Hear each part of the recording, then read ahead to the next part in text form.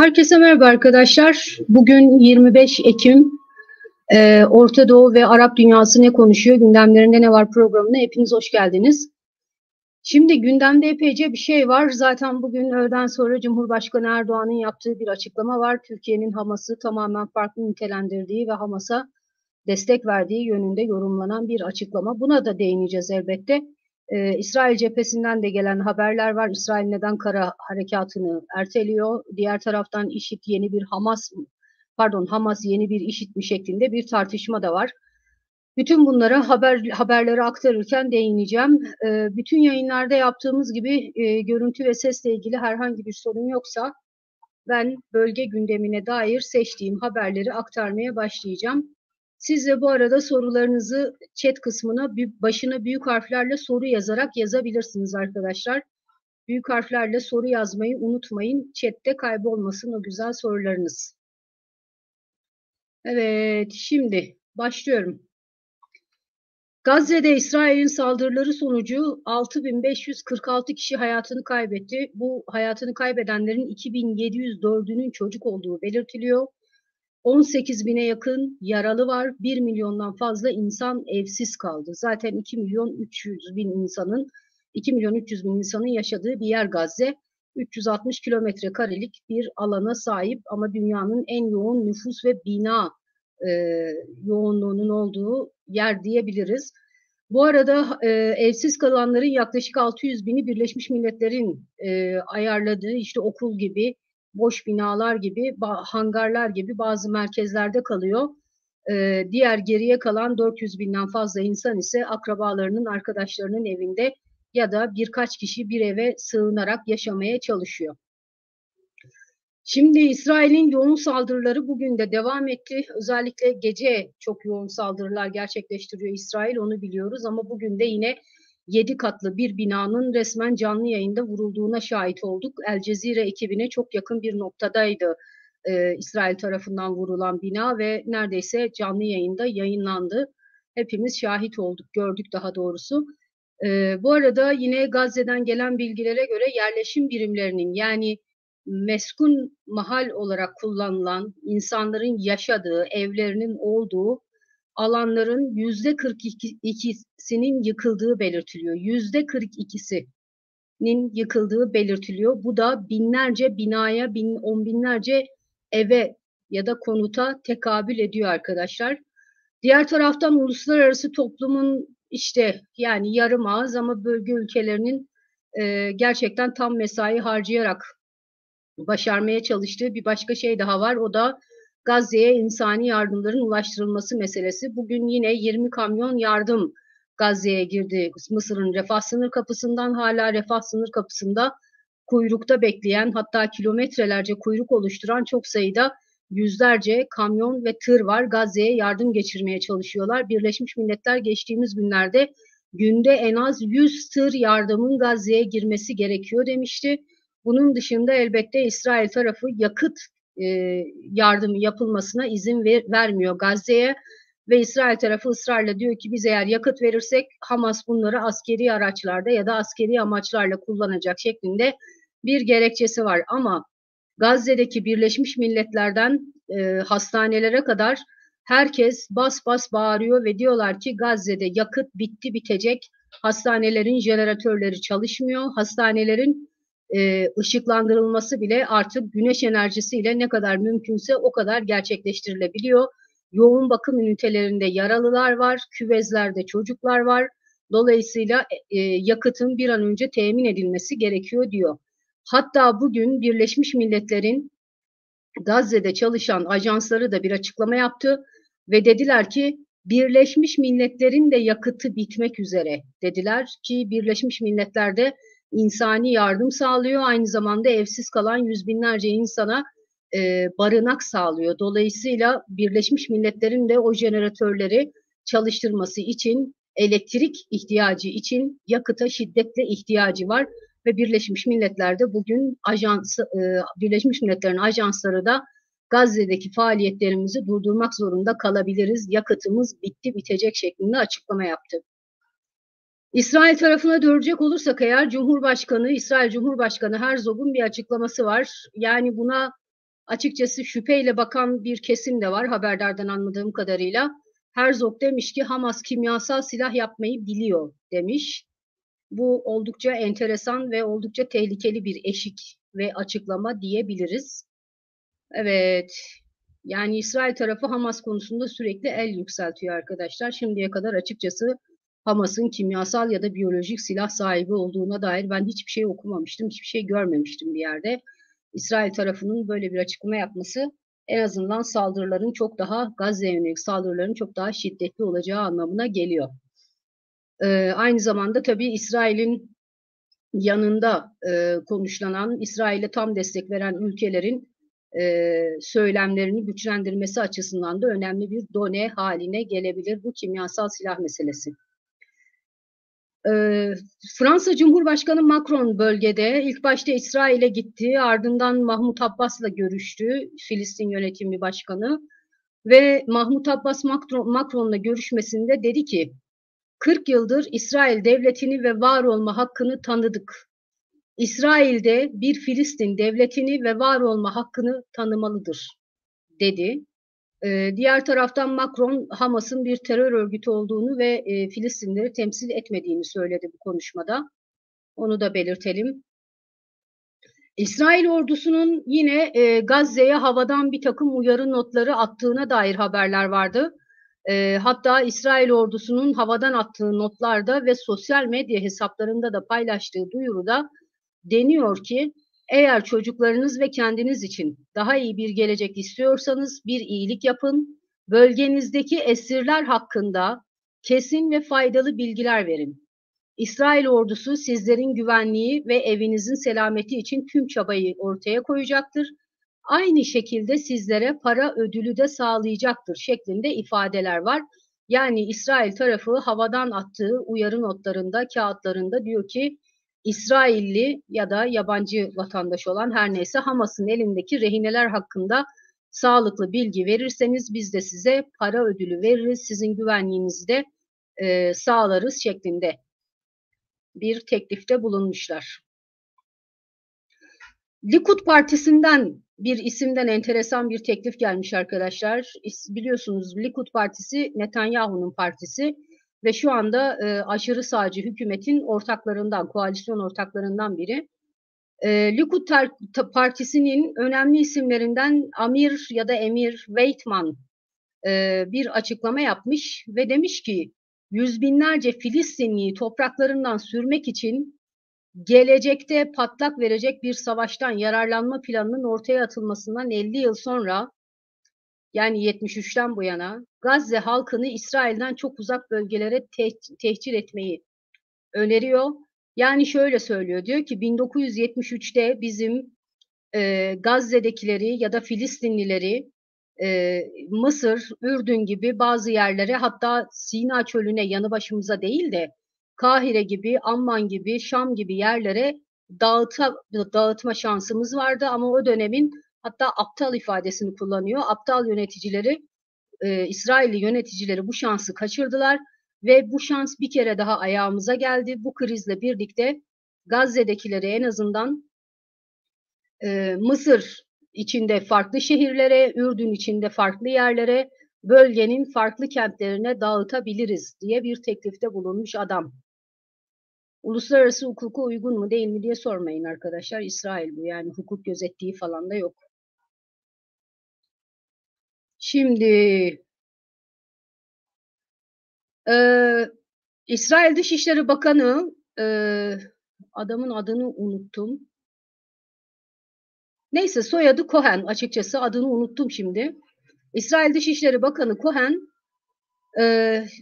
Hamas'ın elindeki rehineler için Kızıl Haç, Uluslararası Kızıl Haç Komitesi'nden ve Katar'dan yardım istedi. Hamas'ın elinde İsrail ordusunun son güncellemesinin ardından 222 rehine olduğu belirtiliyor. Ama bu rehinelerin kaçı sivil, kaçı asker, kaçı çocuk, bunu hala bilmiyoruz arkadaşlar. Bunu da belirteyim.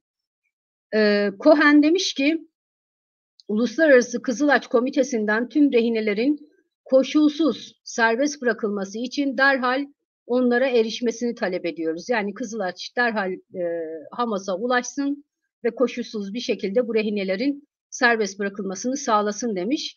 Diğer taraftan Katar'a da laf çakmış Cohen, demiş ki Hamas liderlerini finanse eden ve barındıran Katar'ın rehinelerin bırakılması için katkı sağlayabileceğini söylemiş. Evet, Katar'a da burada bir laf dokundurmuş Cohen.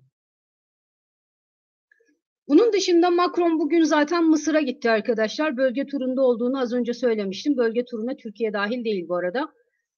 Macron IŞİD'e karşı uluslararası koalisyon benzeri bir koalisyon kuralım Hamas'la mücadele için demiş. Biliyorsunuz Irak ve Suriye'de IŞİD ortaya çıktığı dönemde bir uluslararası koalisyon oluşturuldu. Öncüsü Amerika Birleşik Devletleri'ydi bu koalisyonun ve IŞİD'le etkili mücadele için hava saldırıları dahil birçok operasyon gerçekleştirdiler. Hala aktifler Irak ve Suriye'de. Şimdi son dönemde IŞİD ve Hamas'ın ilişkili olduğu, hatta Hamas'ın IŞİD'in yeni versiyonu, Filistin versiyonu olduğuna dair bir özdeşleştirme kuruluyor. Macron da bunun üzerinden ilerlemiş ve demiş ki IŞİD'e karşı nasıl bir koalisyon kurduysak Hamas'a karşı da mücadele için, etkili mücadele için benzer bir koalisyon kurmalıyız demiş. Şimdi arkadaşlar şöyle bir durum da söz konusu. Yani Türkiye'de de bunu tartışanlar var. IŞİD'le Hamas'ın ilişkisi var mı? Hamas IŞİD midir diye. Açıkçası IŞİD'le Hamas'ın bir ilişkisi yok. Yani Hamas nedir ne değildir bununla ilgili zaten çok uzun bir yayın yaptık biz. Hamas'a dair her şey adlı yayın kanalda duruyor. Birol Başkan'la yaptık. Hamas'a dair her şey diye aratırsanız kanalda bulursunuz o yayını. Hamas'ın kuruluş misakından tutun da temel esaslarına kadar her şeyi konuştuk orada. Kısaca belirtecek olursak eğer Hamas bir İslam devleti kurmak hedefiyle hareket eden ama öncelikli davası Filistin milliyetçiliği olan bir hareket. İsrail devletinin tamamen yok edilmesi misakında da yer alıyor. Daha sonra gerçi çok muğlak ifadelerle olsa bile İsrail'i tanıdığı yönünde bir takım açıklamalarda yaptı Hamas ama tekrar belirtiyorum çok muğlak ifadelerle yaptılar bunu. Doğrudan İsrail'i tanıyoruz demediler. Şimdi diğer taraftan da IŞİD Hamas'tan kelimenin tam anlamıyla nefret ediyor. Çünkü IŞİD'in şirk saydığı birinci unsur milliyetçilik ve şirk Allah'a ortak koşmak demektir biliyorsunuz. Dolayısıyla Hamas'ın Filistin mücadelesi ya da Filistin milliyetçiliği çerçevesinde hareket etmesi IŞİD tarafından şirk koşan bir örgüt olarak görülmesinin birinci sebebi. İkincisi Hamas'ın İran'la biliyorsunuz işbirliği var. Aynı zamanda Suriye ile teması var. Lübnan Hizbullah ile birlikte hareket ediyorlar. IŞİD bütün bunları mürtet yani dinden dönenler olarak görüyor. Dolayısıyla Hamas'ı da İran, Suriye ve Hizbullah ilişkilerinden dolayı bölgede Şiiliği yaymak, İran ajanlığını yapmak gibi şeylerle suçluyor.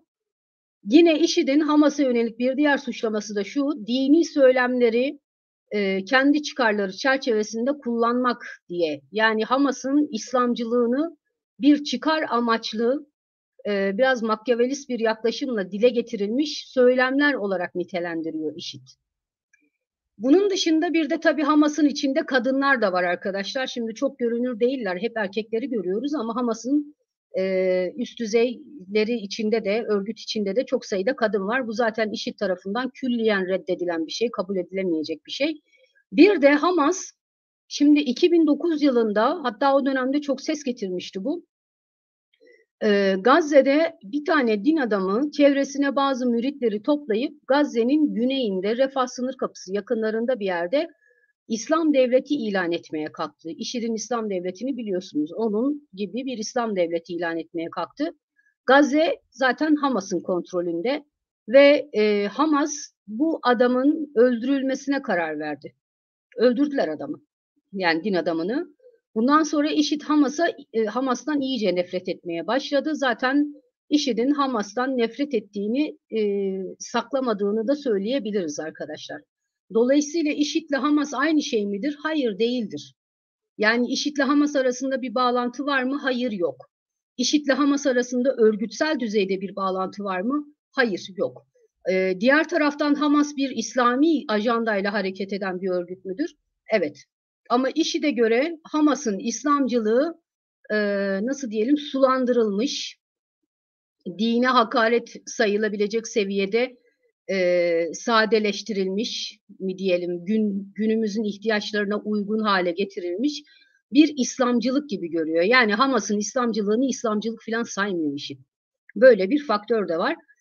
Diğer taraftan tekrar belirtiyorum, Hamas'ın İslamcı bir örgüt olduğunu, İslamcı bir ajandayla hareket ettiğini, 1948'den beri Gazze ve çevresine yerleşen Müslüman kardeşler tarafından kurulduğunu da belirtmemiz gerekiyor. Müslüman kardeşlerin Gazze kolu olarak 1987 yılında kuruldu Hamas. Bunu da belirtelim arkadaşlar. Dolayısıyla Hamas'ın İslamcı bir ajandası var. Uzun vadede hedefi zaten bir İslam devleti, şeriat hükümlerine göre yönetilen bir İslam devleti ama IŞİD'in şeriat anlayışı ya da şeriatı yorumlama şekliyle Hamas'ın şeriatı yorumlaması arasında gerçekten fark var. Böyle bir ayrım var ikisinin arasında. IŞİD'in Hamas'la aynı şey olduğu ya da Hamas'ın IŞİD'le aynı şey olduğu görüşü İsrail tarafından ağırlıklı olarak Hamas karşıtı cephenin güçlendirilmesi için öne getirilmiş, öne çıkarılmış, özellikle kamuoylarını etkilemek üzere öne çıkarılmış bir söylem diyebiliriz. Şimdi bunun dışında şunu da belirtelim. Yani IŞİD'le Hamas aynı şey değildir ama yöntemleri ve hedefleri açısından birbirinden farklı. Bunu da söyleyelim. Ama burada Hamas'ın çok yumuşak, çok seküler, çok sesliliğe açık, ondan sonra kadınlara çok açık, her ne kadar kendi içinde kadınlara, kadın yöneticilere yer veriyor olsalar da olan bir örgüt olmadığını söyleyebiliriz. Gazze'yi kontrol ediyorlar. Zaten Gazze'de birçok şey yasak. Yani bunu da belirtelim. IŞİD gibi değiller. Kesinlikle değil. Hamas bir IŞİD değil ama diğer taraftan da Hamas bir İslamcı örgüt. Bunu da kesinlikle belirtelim. Şimdi gelelim Beyaz Saray'ın açıklamasına. Beyaz Saray'dan gerçekten artık yani bu kadar mı olur denilebilecek bir açıklama geldi ve Beyaz Saray dedi ki Gazze'de bir ateşkes yapılması Hamas'a yarar dedi. Yani yüzlerce insanın her gün hayatını kaybediyor olması çok da önemli değil. Burada Gazze'de yapılacak bir ateşkesin Hamas'ın çıkarlarına yarayacağı yönünde bir çıkarımda bulunmuşlar. Bunun dışında Birleşmiş Milletler Genel Sekreteri Antonio Guterres'in bir açıklaması vardı. Antonio Guterres de Hamas durup dururken İsrail'e saldırmadı. Bunu da göz önünde bulundurmamız gerekiyor mealinde bir açıklama yapmıştı. Aynı zamanda İsrail'in Gazze'ye yönelik saldırılarında uluslararası hukuku gözetmesi gerektiğine dair bir vurgusu da vardı. Ve İsrail Antonio Guterres'le birlikte Birleşmiş Milletleri kara listeye alacak gibi görünüyor. Hatta İsrail'in artık Birleşmiş Milletler çalışanlarının vize başvurularını reddedebileceği söyleniyor. Madem sizin genel sekreteriniz bizi uyardı, madem böyle bir açıklama yaptı, o zaman biz de size çalışma izni vermiyoruz diyor. Şimdi bu çok önemli. Neden önemli? Arkadaşlar İsrail'den izin alınması gerekiyor Gazze'de çalışılabilmesi için. Batı Şeria'da çalışılabilmesi için İsrail'den izin alınması gerekiyor. Dolayısıyla hem Gazze'de hem Batı Şeria'da hem de o topraklarda Filistinlerin yaşadıkları yerlerdeki bütün Birleşmiş Milletler ajanslarının çalışanlarının hepsinin vizesi tehlikeye giriyor böylece. Çok tehlikeli bir gelişme. Eğer yaparsa İsrail bunu yapar mı? Bekleyip göreceğiz. Şimdi bölge ülkeleri ne yapıyor? Bölge ülkeleri çok yoğun bir şekilde diplomasi trafiği yürütüyor arkadaşlar. Son olarak Suudi Arabistan, Mısır, Filistin, Ürdün ve Birleşik Arap Emirlikleri'nin Dışişleri Bakanları Birleşmiş Milletler'de bir araya geldiler. Birleşmiş Milletler'de lobi faaliyetlerini artırdılar. Daha doğrusu öncelikli gündemleri Gazze'de bir ateşkesin sağlanması, ikincisi de Gazze'ye insani yardımın ulaştırılması ve yine bu Dışişleri Bakanlarının İsrail'in Gazze'ye yönelik saldırılarını suç olarak nitelendirdiğini, uluslararası hukuka aykırı saldırılar olarak nitelendiren konuşmalar yaptıklarını da hatırlatayım. Peki Gazze'de bunlar oluyorken Batı Şeria'da ne oluyor? Batı Şeria'ya Batı Şeria'da Hamas yok arkadaşlar. Ama 7 Ekim'den beri yani Hamas'ın yaklaşık 1400-1300 sivili katlettiği o saldırısından bu yana Batı Şeria'da 7 Ekim'den beri 100'den fazla Filistinli polis tarafından, İsrail polisi tarafından, askeri tarafından öldürüldü. Yüzlercesi tutuklandı. Yine İsrail tarafından tırnak içinde terörist olarak nitelendirilen Filistinlilerin bir kısmının da evleri yıkıldı arkadaşlar. Böyle bir durum var. Batı Şeria yani Filistin yönetimi lideri Mahmut Abbas Rusya'ya gidecekmiş. Böyle bir haber gördüm Arapça servislerde. Ve Mahmut Abbas'ın özellikle de bu İsrail Gazze meselesinde Rusya'nın daha fazla inisiyatif alması için Rusya'yı ikna etmeye çalışacağı belirtiliyor. Rusya şimdiye kadar düşük bir tonda bu sürece dahil oldu. Şimdiye kadar ağırlıklı olarak Birleşmiş Milletler'de ve Birleşmiş Milletler Güvenlik Konseyi'nde bir takım girişimlerde bulundu ama sahayı doğrudan etkileyebilecek bir girişimi olmadı Rusya'nın şimdiye kadar. Bu arada Rusya ağırlıklı olarak Filistinlilerden yana, Hamas'tan değil arkadaşlar, Filistinlilerden yana açıklamalar yaptılar. Burada elbette ki Ukrayna krizinin de etkisi var. Çünkü Rusya savaşında İsrail Ukrayna'yı destekledi. Hatta Ukrayna'ya silah da verdi. Polonya üzerinden hava savunma sistemi de verdi.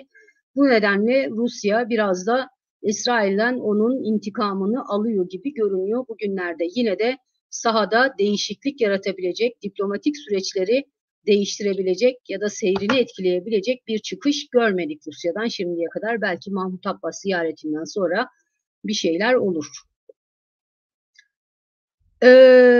Şimdi bölge basınında İsrail kaynaklarından da yani İsrail basınındaki çeşitli haberlerden de yola çıkarak bazı değerlendirmeler yapılıyor. Ne konuda? İsrail neden kara operasyonu yapmıyor sorusu çerçevesinde. Bunu İsrail basını da aslında sorguluyor arkadaşlar ve temel olarak birkaç tane faktör öne çıkıyor. İsrail'in neden kara operasyonunu ertelediğine dair. Birinci sebep İsrail güneyde yani ülkenin güneyinde Gazze ile uğraşırken ülkenin kuzeyinde Hizbullah'ın yani Lübnan sahasından Hizbullah'ın yeni bir cephe açması gibi bir tedirginlik söz konusu. İsrailli askeri yetkililerin son birkaç gündür yaptığı açıklamalarda da zaten bu tedirginlik görülüyor. İkincisi Gazze'ye yönelik bir askeri operasyonun, kara operasyonunun özellikle zayiatının çok büyük olabileceği belirtiliyor. Yani çok sayıda İsrail askerinin ve Filistinli sivilin hayatını kaybedeceği belirtiliyor. Özellikle de Gazze'nin altının tünellerle örülü olduğu biliniyor. Hatta bugünkü okuduğum değerlendirmelerden birinde diyor ki Hamas İsrail ordusunu kara operasyonuna çekmeye çalışıyor ve mümkün olduğunca çok zayiat verdirebilirse eğer İsrail ordusuna bu da elbette ki Hamas'ın psikolojik üstünlüğü ele geçirmesini sağlayabilir şeklinde. Üçüncü faktör olarak da şu belirtiliyor. Amerika Birleşik Devletleri'nin İsrail'e yeni işte askeri desteğinin yolda olduğunu biliyoruz zaten. Bu askeri desteğin işte savaş gemisi olabilir, uçak olabilir, başka bir şey olabilir, mühimmat olabilir, ekonomik olarak destek olabilir. Bütün bunların sağlanmasının beklendiği belirtiliyor İsrail tarafından. Çünkü İsrail'in zaten eğer bir kara operasyonuna girişilirse kara operasyonunun çok uzun sürebileceği belirtiliyor. Bunun da İsrail ekonomisini çok ciddi etkileyebileceği söyleniyor. Dolayısıyla İsrail'in şu anda Amerika Birleşik Devletleri'nden gelecek maddi yardıma da askeri yardıma da ihtiyacı olduğu belirtiliyor. Dolayısıyla İsrail neden kara operasyonu yapmıyor sorusunun cevaplarını böyle veriyor bölge uzmanları. Ve gelelim Türkiye'ye. Şimdi bugün Cumhurbaşkanı Erdoğan bir açıklama yaptı ve dedi ki Hamas terör örgütü değil dedi. Bir mücahit örgütüdür dedi. Kendi topraklarını savunuyorlar dedi. Peki Erdoğan'ın daha doğrusu Türkiye'nin diyelim bu açıklamaları ne anlama geliyor? Açıkçası bu açıklamalar yani gayet açık ve net. Şimdiye kadar Türkiye bir denge politikası yürütmeye çalışıyordu İsrail ile Filistin tarafları arasında. yavaş yavaş ibrenin Hamas'a doğru kaymaya başladığını zaten 3 aşağı 5 yukarı söyleyebiliriz. Çünkü son birkaç gündür gelen açıklamalarda ağırlıklı olarak Hamas vurgusu var. Ondan sonra Batı'nın ikiyüzlülüğü meselesi var. Gerek işte çeşitli bakanlardan ve özellikle de Dışişleri Bakanı Hakan Fidan'ın yaptığı açıklamalarda. Ama bu kadar net bir şekilde Türkiye'nin Hamas'a destek verdiği ilk açıklama oldu bugün Erdoğan'ın yaptığı açıklama. Şimdi bu açıklamanın nasıl sonuçlar doğuracağını henüz kestiremiyoruz. Çünkü bu sonuçlar açıkçası İsrail'in Erdoğan'ın açıklamasını nasıl yorumlayacağına bağlı. Yani süreçte ona göre belirlenecek. Eğer İsrail bu açıklamaları denge politikasının terk edildiği şeklinde yorumlarsa İsrail ile Türkiye arasında tekrar yeniden krizli dönemler hoş geldiniz şeklinde bir süreç başlayabilir. Ama İsrail bunu umursamayabilir. Birincisi bu. Yani resmi söylemde evet umursar vesaire ama diğer taraftan işte perde arkasında iki ülke arasındaki ilişkiler devam eder vesaire vesaire. Bu biraz zayıf bir ihtimal. Şundan dolayı zayıf bir ihtimal. Aynı zamanda bugün Bloomberg'in zannedersem haberi vardı. Türkiye İsrail'le enerji konusunda işbirliğini de askıya aldı, durdurdu ve Türkiye Enerji Bakanı'nın İsrail'e yapması planlanan ziyarette iptal edildi. Ertelenmedi, iptal edildi. Şimdi bunlar göz önüne alındığı zaman İsrail ile Türkiye arasında yeni bir krizli dönemin başlayabileceğini söyleyebiliriz arkadaşlar. Peki Türkiye arabulucu olabilir mi İsrail-Filistin meselesinde ya da İsrail-Hamas çatışmasında? Bu durum biraz daha zorlaştı. Yani şimdiye kadar Türkiye'nin denge politikası yürüttüğü dönemde bugün öğlen saatlerine kadar diyelim genel olarak Türkiye'nin arabuluculuk için girişimleri devam ediyordu ama İsrail tarafı buna kulak asmıyordu zaten. Ama Cumhurbaşkanı Erdoğan'ın yaptığı açıklamalardan sonra Türkiye'nin bir arabulucu aktör olarak devreye girmesi daha da zor görünüyor. Hem İsrail açısından hem de İsrail'i dizginlemesi gereken ülkeler açısından hani oldukça önemli. Çünkü bir süreçte arabulucu olabilmek için iki tarafla da gönlünüz bir tarafa kayıyor olabilir ama resmi söylemlerde en azından ve eylemlerde iki tarafa da eşit mesafede durmak gerekiyor. Ki güvenilir bir aktör olunabilsin. Ama Türkiye bugün açık ve net bir şekilde Hamas'tan yana olduğunu belirtti. Dolayısıyla hem İsrail açısından hem de bu böylesi bir ne diyelim garantörlük olabilir, arabuluculuk süreci gerektiren bir yol haritası olabilir. Böylesi süreçlerde taraf olacak diğer dünya ülkeleri tarafından da Türkiye artık taraf olan bir ülke. Dolayısıyla artık Türkiye'nin arabuluculuk girişimlerinin de çok kolay olmayacağını söyleyebiliriz. Çünkü taraf artık. Şimdi bununla ilgili ben birkaç şey daha söylemek istiyorum arkadaşlar. Günlerdir Hamas'ı konuşuyoruz. Evet doğru. Ama diğer tarafta Hamas'ın karşısında yani Hamas tamam İsrail karşısında durabilecek tek Filistin örgütü. Dolayısıyla insanların hepsinin Gazze'dekilerin bile Hamas'ı çok seviyoruz, Hamas'a deli gibi bağlıyız şeklinde düşünmediklerini söyleyebiliriz. Burada ehven-i durumu da söz konusu.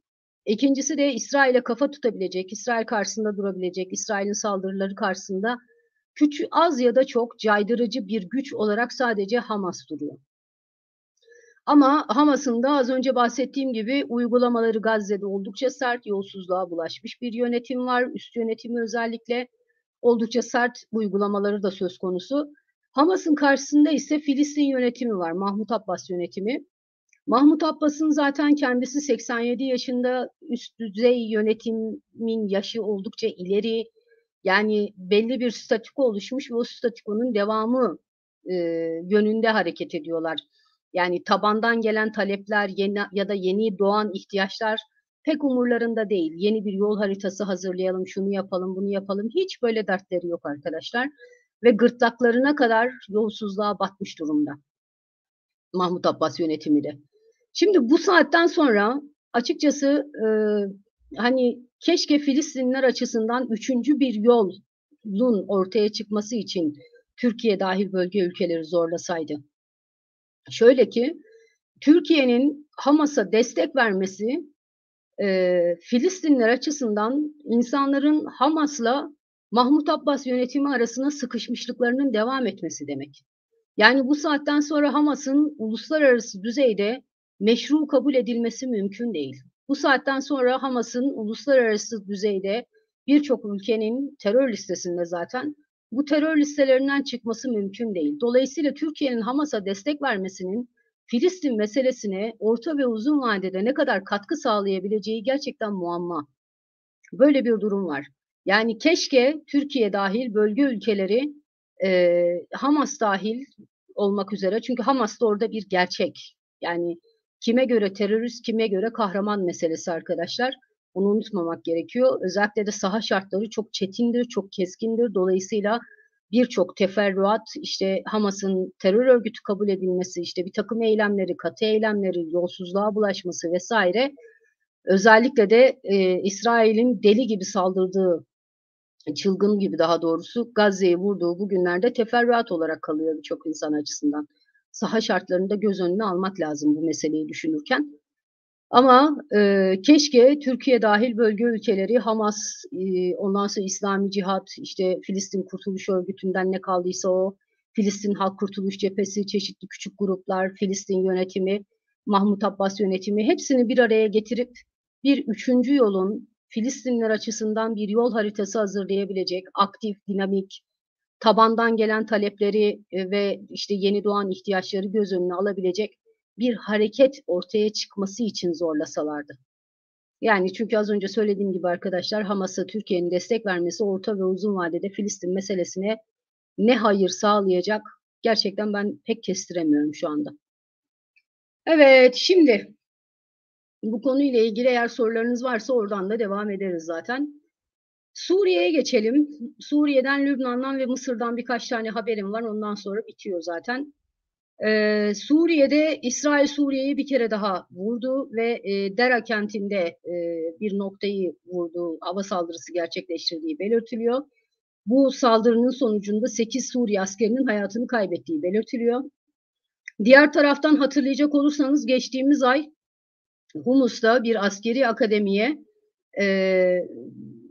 silahlı dronlarla saldırılar gerçekleşmişti. O askeri akademiye yapılan saldırıların ardından Rusya destekli Suriye ordusunun İdlib'e yönelik çok yoğun bir saldırısı başladı.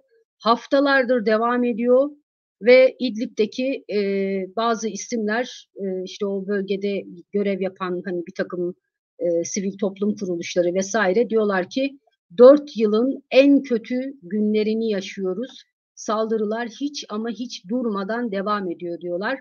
Burada Rusya İdlib'in bazı noktalarını havadan sürekli vuruyor. Suriye ordusu da karadan menzil içine denk gelecek şekilde top ateşine tutuyor sürekli. Aynı şekilde silahlı dronların vesairenin de kullanıldığı çok şiddetli bir saldırının söz konusu olduğunu belirtiyorlar. İsrail'le Hamas arasındaki çatışma, savaş Güney Lübnan'ı da etkiledi. Biliyorsunuz Hizbullah'la İsrail arasında da sık sık çatışmalar yaşanıyor sınırda. Hatta Hizbullah'ın 30'dan fazla militanının hayatını kaybettiği belirtiliyor bu çatışmalarda. Şimdi Güney Lübnan'daki bu çatışmalardan dolayı 19 bin kişi evini terk etmiş arkadaşlar. Sınır çok yakındır. Yani o bölgeleri gezip gördüğüm için biliyorum. O sınır bölgesiyle yerleşim birimleri birbirine çok yakındır. Dolayısıyla çatışmaların yaşandığı yerler yerleşim birimlerine çok yakın yerler. Yani çıplak gözle çok rahatlıkla karşı tarafı, dikenli telleri vesaireyi görebilirsiniz. O kadar yakın noktalar var.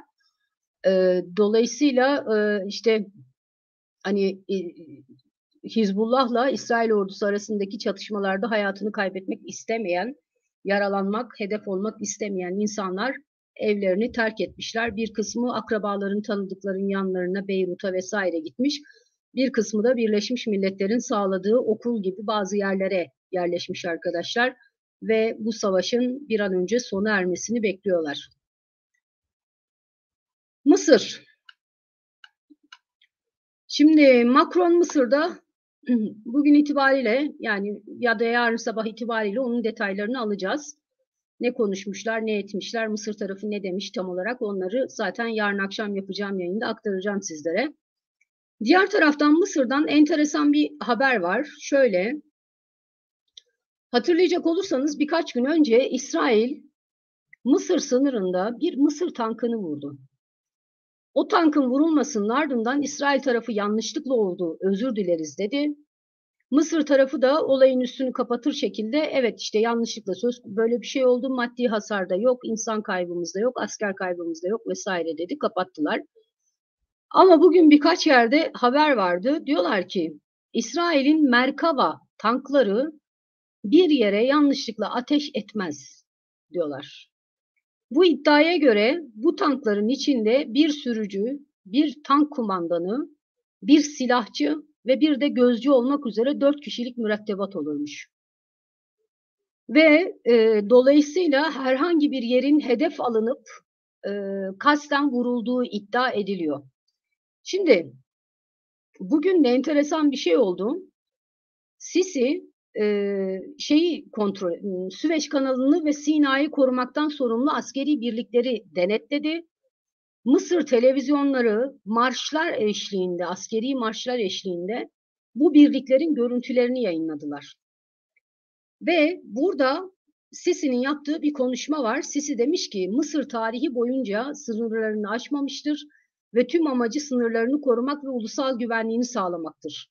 Her türlü krize akıl ve sabırla yaklaşarak mümkün olanı başarıyoruz demiş. Şimdi Hamas ve İsrail gerilimi hakkında da konuşmuş Sisi. Demiş ki çatışmanın sonu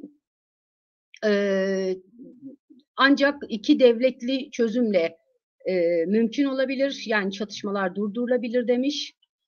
Gazze şeridindeki gerilimin kontrol altına alınmasında 5 kez Mısır'ın olumlu bir rol oynadığını belirtmiş Sisi ve demiş ki Gazze şeridindeki sivillere gerekli tüm yardımı sağlamak ve onların acılarını hafifletmek için büyük çaba gösteriyoruz.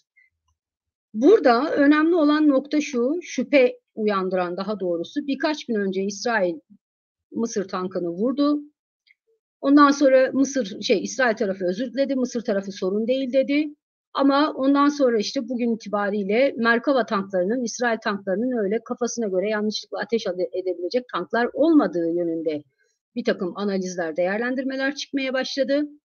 Tam da bugünlerde Sisi gitti Süveyş kanalını ve Sina çölünü korumaktan sorumlu birlikleri teftiş etti. Ve bu teftiş sırasında bayağı Milli Bayram Kurtuluş Günü havasında bir askeri geçit gibi düşünün. Devlet televizyonu ya da Mısır televizyonları marşlar eşliğinde Mısır ordusunun görüntülerini yayınladı.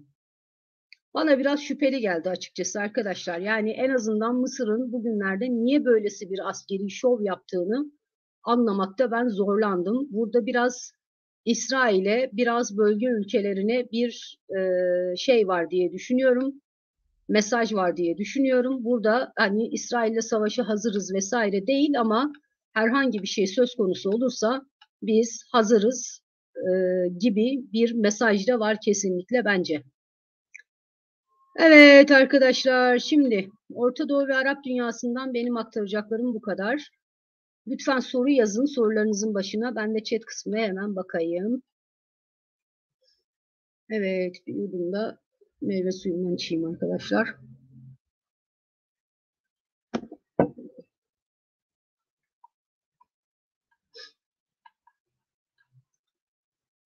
Bakalım neler varmış.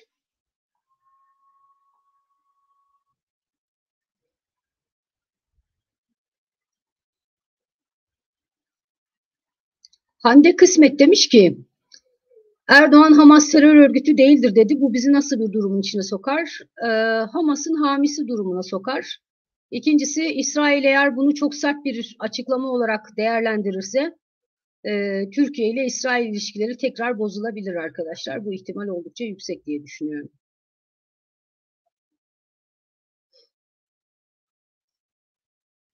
Evet.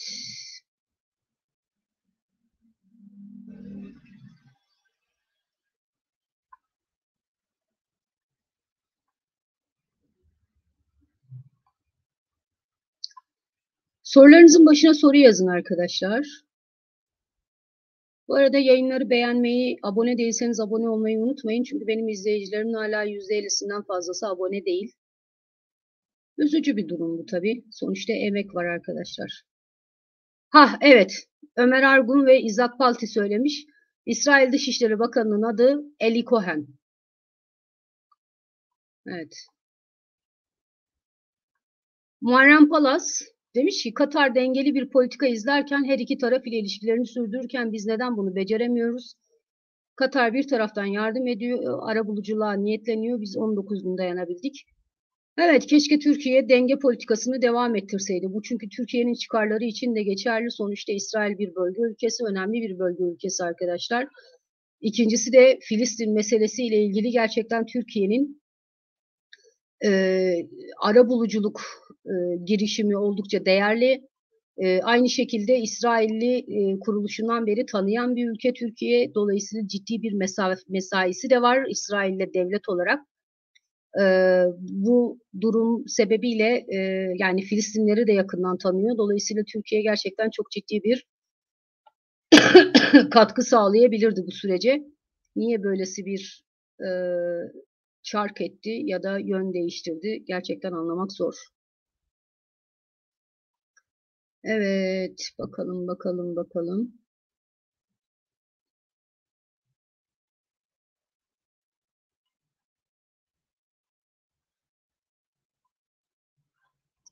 Ölenlerin sayısı nasıl tespit ediliyor? Çocukların sayısı hastanelerden arkadaşlar. Yani ölenleri hastanelere götürürler, hastanelerde kayıt tutarlar. O şekilde belli oluyor.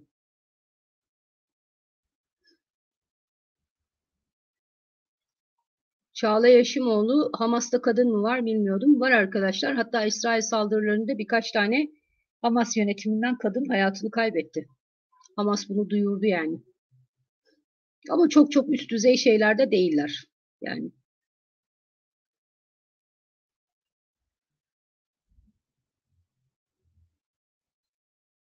evet.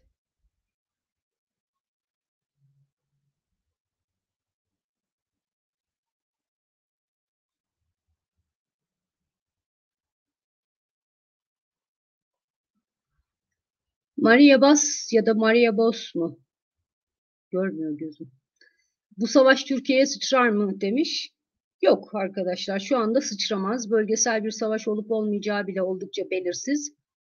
Dolayısıyla şu anda Türkiye'yi İsrail'le ilişkileri açısından etkileyebilir.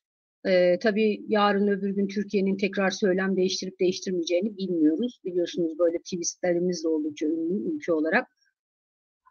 Bu yönüyle etkileyebilir ama savaş Türkiye'ye şu anda sıçramaz. Bölgesel bir savaşa dönüşürse o zaman farklı senaryoları elbette konuşabiliriz.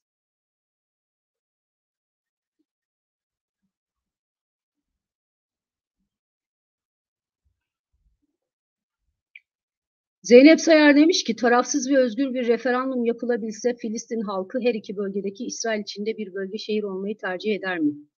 Hiç bilmiyorum açıkçası. Yani böyle bir çalışma yapıldığına ben şimdiye kadar denk gelmedim. Böyle bir habere de denk gelmedim.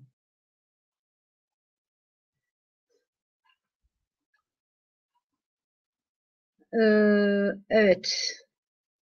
Nevşin Hanım yayınında bugün İsrail'in yerleşim yerlerindeki sivilleri silahlandırmaya başladığını söyledi. Evet, güzel, iyi hatırlattınız. Ben bunu unuttum aktarmayı. Bu durum yayılırsa sonucu ne olur? Çok kötü olur arkadaşlar. Batı Şeria'da özellikle Filistinlerin yoğun olduğu yerlerde Ben Gvir'in ki kendisi mevcut kabinede ki en aşırı insanlardan biri, aşırı sağcılardan biri şahsen silah dağıttığı görüntüler de sosyal medyaya düştü. Bu yerleşim birimlerinin kendilerini korumak adı altında bir takım cinayetleri rahatlıkla işleyebilmesi anlamına da gelir. Çünkü sivillere silah dağıtılması demek çok tehlikeli, çok riskli bir şeydir.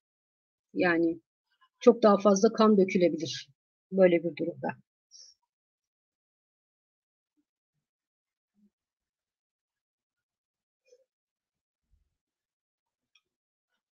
Şengül Özdemir demiş ki Hamas IŞİD ile aynı değil ama onları seküler bir örgüt gibi düşünmeyin dediniz. Gazze'de yasaklar derken neyi kastettiniz? Yani şöyle düşünün, bir İstanbul'daki gibi kadınların ve erkeklerin çok rahatlıkla yan yana gelip kafelerde vesaire oturabildiği şeyler değil. Sinema yok benim bildiğim kadarıyla. İşte partilerde, konserler vesaire falan bu tarz şeyler yapamazsınız orada. Ama işte ne bileyim kadınlar sokakta dolaşır, çalışır. Yani iş yerleri vardır, görünürdürler, sokaktadırlar. Anlatabiliyor muyum? Dolayısıyla iş İslamcıdır ama IŞİD gibi de değildir. Şimdi kadınlar bu açıdan neden önemli? Çünkü bu tarz örgütler açısından örgütlerin kadınlara bakış açısı ne kadar radikal olduklarını gösteren işaretler arasında. Hatta başında gelir neredeyse. Dolayısıyla Hamas bir İslamcı örgüt olmakla birlikte IŞİD gibi okumuyor. İslami yorumları ya da işte şeriat yorumu, kanunlar yorumu IŞİD gibi değil. Evet.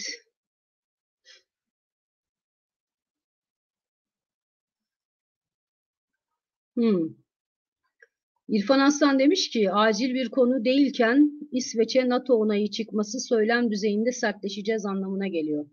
Profesör Mustafa Aydın'a ait olan bu analiz çok gerçekçi. Olabilir, mümkün.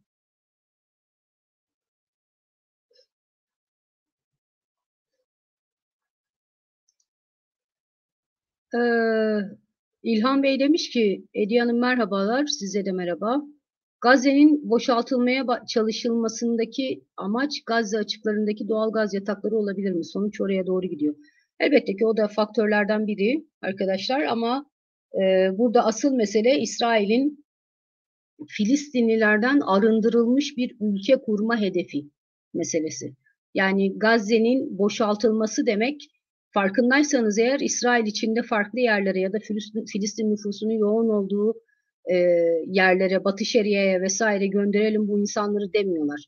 Yani başka ülkelere gönderelim. Böylece Filistinli nüfusu daha da azalsın, demografinin değiştirilmesi daha da kolaylaşsın gibi bir hedef var burada. Elbette ki Gazze açıklarındaki gaz yataklarının da etkisi var ama birincil sebep dediğim gibi Filistinlilerden arındırılmış bir İsrail kurabilmek. Ela Hanım, benim engelimi kaldırır mısınız lütfen? Engelli olsanız yazamazdınız burada ama nerede engelledim ben sizi? Onu da bir yazarsanız sevinirim. Ömer Argun demiş ki İsrail iç siyasetinde Netanyahu'nun siyasi geleceği hakkında gelişmeler ne yönde? Halktan, muhaliflerden ve ABD'den baskı var mı? Güzel soru. İyi bir noktaya değindiniz. Benim de aktarmak istediğim ama notlarıma almadığım bir mesele bu. Şöyle ki, şimdi Türkiye dahil olmak üzere böyle bölgede Netanyahu karşıtı gösteriler ya da çıkışlar, anketler büyük bir sevinçle falan karşılanıyor. Yani insanlar da görüyorsunuz Netanyahu'dan nefret ediyorlar, onun gitmesini istiyorlar, istifa etmesini istiyorlar. Doğru, gitmesini istiyorlar, istifa etmesini istiyorlar ama niye? Yani buradaki temel sebebi bilmek lazım. Aynı insanlar mesela Gazze'ye karşı savaşın şiddetle devam etmesini de savunuyorlar. Dolayısıyla burada Netanyahu'dan bıkmış olmalarının birkaç tane sebebi var arkadaşlar. Netanyahu barışımızı bozdu burada vesaire değil mesele.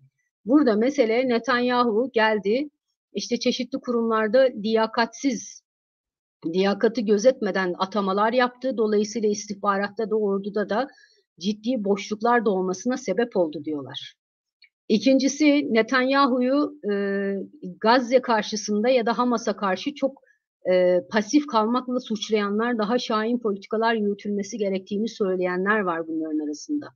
Yani Netanyahu gitsin işte niye barış sürecini bozdu, işte Filistinlerle bir barış yapmaya niyeti yok o zaman gitsin diyenlerin sayısı gerçekten çok ama çok az.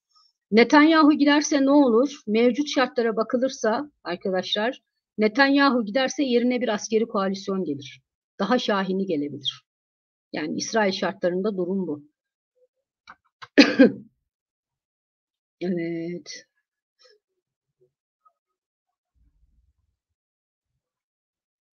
Evet. Nilgün Durgun demiş ki İsrail kimyasal silah kullanır mı? O kadar arkalanıyor ki korkarım beyaz fosfor kullandığı gibi kimyasal silah da kullanır. İnşallah yapmaz öyle bir şey arkadaşlar yani.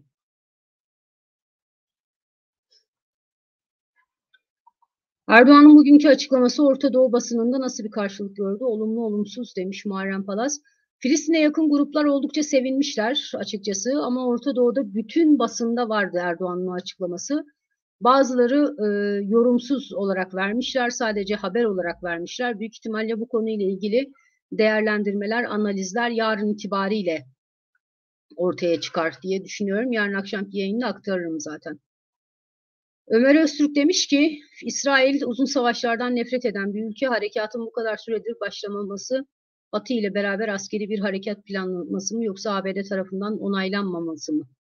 ABD'nin onaylamaması meselesi de var. Çünkü Amerikalılar açıkçası bölgesel bir savaşa girilmesini kesinlikle istemiyorlar. Ama yayında sıraladığım gibi sebepler de var. Yani bir kara operasyonunun maliyetinin asker ve insan açısından da ekonomik açıdan da çok yüksek olması gibi. Evet, hoş geldiniz Serap Erdoğan. Aziz Ak, İsrail'deki Araplar Müslüman mı yoksa Musevi mi? Bir de İsrail'deki Araplar Müslüman da var, Hristiyan da var arkadaşlar. Bir de İsrail'deki Araplar diğer Yahudi Musevi İsraillerle eşit haklara sahip. Çok teşekkürler, iyi yayınlar demiş. Bu değişiyor. Yani eğer Batı Şeria'daki işte Hristiyan Araplardan bahsediyorsak elbette ki Kudüs'teki ve İsrail vatandaşı olan Hristiyan Araplarla ya da Müslüman Araplarla aynı haklara sahip değiller. Dolayısıyla nerede yaşadıklarıyla alakalı bir durum bu. Evet, bakalım.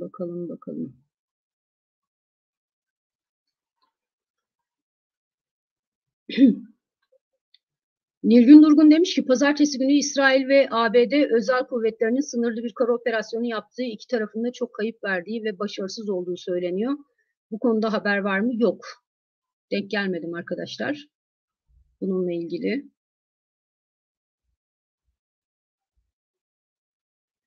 Evet. Soru var mı diye bakıyorum. Soru yazın sorunuzun başına lütfen.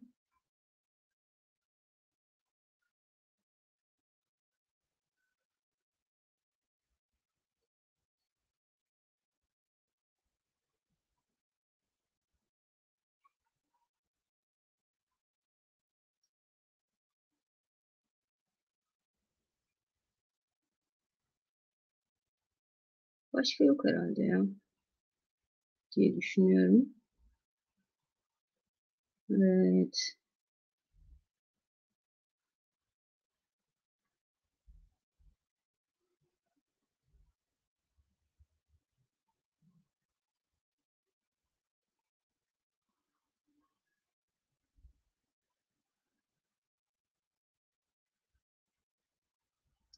Neydi bu?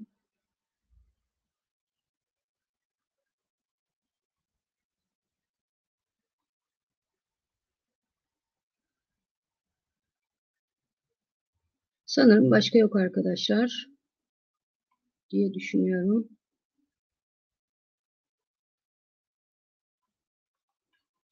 Onur Cemil Ayden demiş ki siz Hizbullah'ın İsrail topraklarına saldırma ihtimalini nasıl görüyorsunuz? Ben İran ve Hizbullah'ın ikircikli tavrı olduğunu düşünüyorum.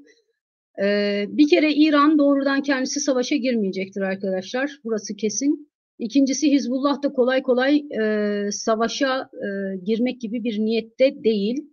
Dolayısıyla şu anda sınır üzerinden elbette bir savaş çatışmalar devam ediyor ama şunu belirtelim, Hizbullah savaşa girdi vesaire gibi bir takım ifadeler var. Bunlar kesinlikle doğru değil. Hizbullah henüz savaşa girmedi. Çünkü Hizbullah'ın savaşa girmesi demek Lübnan'ın savaşa girmesi demek. Hizbullah da bu kararı kolay kolay veremez arkadaşlar. Çok şey kaybedebilir.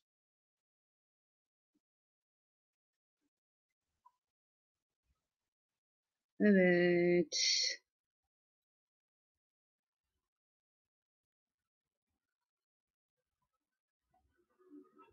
Teşekkür ederiz kanala desteğiniz için. Ez82 demiş ki Filistin tarihinde hiç düzenli bir ordu oluşmuş mudur? Yok. Düzenli ordudan kastınız şeyse normal resmi hani çünkü hiç devlet olmadılar ki. Özellikle İsrail'in kuruluşundan sonraki süreçten bahsediyorsak ondan önce zaten İngilizler var, Osmanlı var.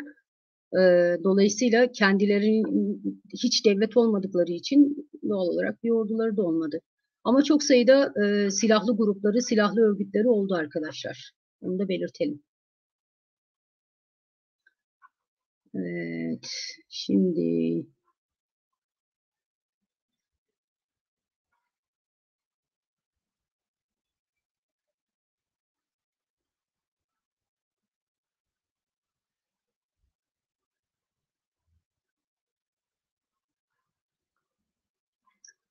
Hüseyin Olgun Elma demiş ki çoğu ülke iki devletli çözümü önerirken İsrail'e karşı savaş açan cihatçı örgütlerin İsrail devletini tamamen ortadan kaldırmayı amaç edinmeleri büyük bir çıkmaz değil mi?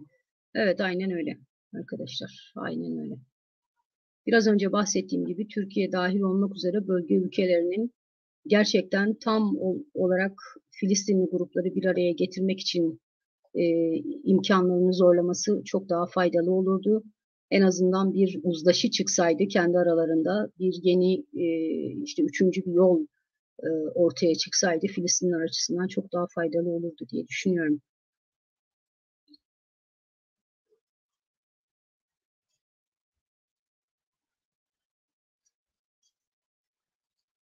Halis Aydın demiş ki Mahmut Abbas Rusya'yı olaya müdahil olmaya ikna edebilir mi? Rusya dahil olursa ne gibi değişiklikler olur? Rusya bölgenin önemli ülkelerinden biri ama niye bu kadar düşük tonda hareket ediyor bilmiyorum. Elbette ki eğer dahil olursa ki yani en azından rehinelerin bırakılması olsun, ateşkes sağlanması için uluslararası toplumun canlandırılması olsun. Bunlarla ilgili bir takım girişimleri söz konusu olabilir Rusya ve Çin'in özellikle.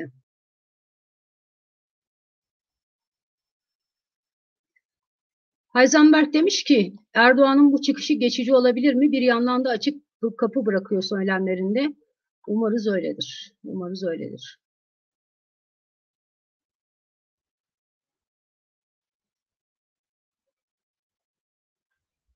ABD için İsrail bu kadar önemliyse sizce neden 200 bin Filistinliye pasaport vermiyor? Bu ABD nüfusunun %1'i bile etmez. Yani Amerika açısından Irak da çok önemliydi. Iraklılara da pasaport vermedi doğru düzgün. Suriye meselesi de çok önemliydi. Suriye'de Amerikalıların aldığı Suriyeli sayısına bir bakın yani. O kadar çok komik bir rakam ki.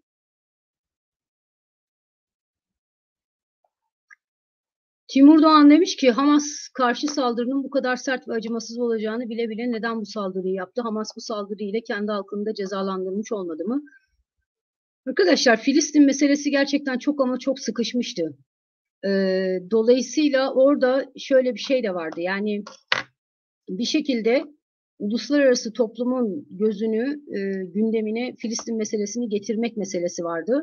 Birincisi bu. İkincisi şeyle özellikle de bölge ülkeleriyle İsrail arasında bir normalleşme süreci vardı. Hamas kesinlikle bundan rahatsızdı. Filistinli gruplar genel olarak rahatsızdı. Bunu tersine çevirmek var. Bir diğeri İsrail'e zarar verme meselesi. Yani prestij açısından olabilir ki zarar verdi de zaten. Bir başka sebebi zaten İsrail hapishanelerindeki 6.000'e yakın Filistinli tutuklu için rehine elde etmekti. Ne yazık ki saha şartlarında biliyorum kulağınıza çok vahşice geliyor bunlar ama şeydeki saha şartlarında geçerli kurallar bunlar. Evet,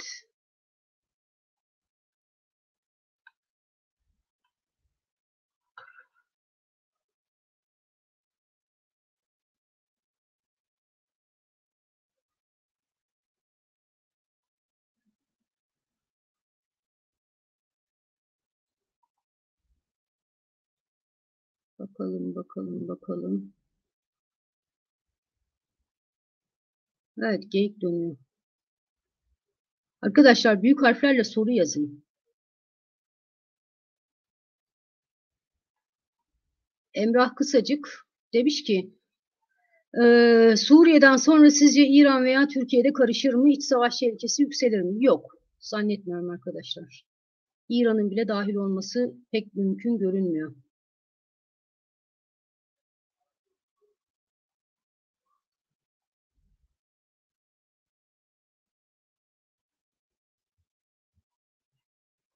Hmm.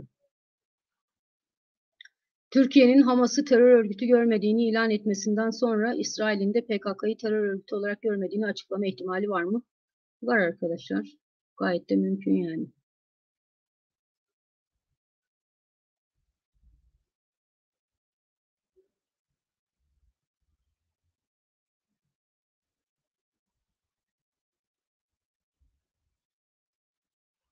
Evet, bu kadar.